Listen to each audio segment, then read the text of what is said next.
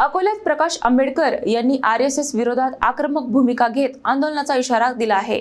तसेच पंतप्रधान नरेंद्र मोदी यांच्या कोरोना संदर्भातील विधानावरही त्यांनी तीव्र टीका केली आहे। अकोल्यात बोलताना वंचित बहुजन आघाडीचे नेते प्रकाश आंबेडकर यांनी राष्ट्रीय स्वयंसेवक संघाविरोधात जोरदार भूमिका मांडली। त्यांनी सांगितले की RSS विरोधात काल मोर्चा काढण्यात आला असून पुढील आठवड्यात बैठक घेऊन पुढील रणनीती जाहीर करण्यात येणार आहे। जिल्ह्यानिहाय मोर्चे काढण्याचा निर्णय घेतला असून देश पातळीवर आंदोलन उभारण्याबाबतही पुढील आठवड्यात निर्णय होणार असल्याचे त्यांनी स्पष्ट केले।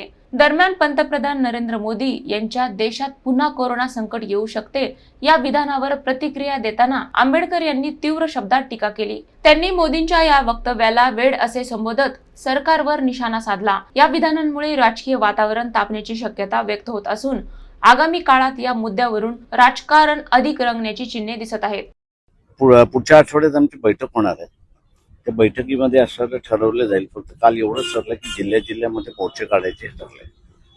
देशपातळीवरती करायचे जे आहे पुढच्या आठवड्यामध्ये ठरेल बैठक। मोदीला लागलेला वेळ त्याच्या पलीकडे आता काही सांगते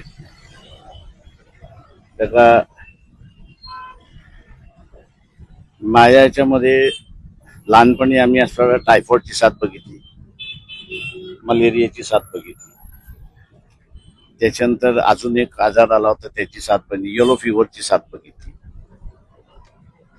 तेव्हा ज्याला वेळ लागलेला असतो तोच बंद करतो, नाहीतर अशा ह्याच्यामध्ये मेडिकल सायन्समध्ये एक थिअरी आहे that is known as herd theory, आणि ती ज्या ज्या बाजारपेठेमध्ये होती त्या सर्व कोरोना आला नाही।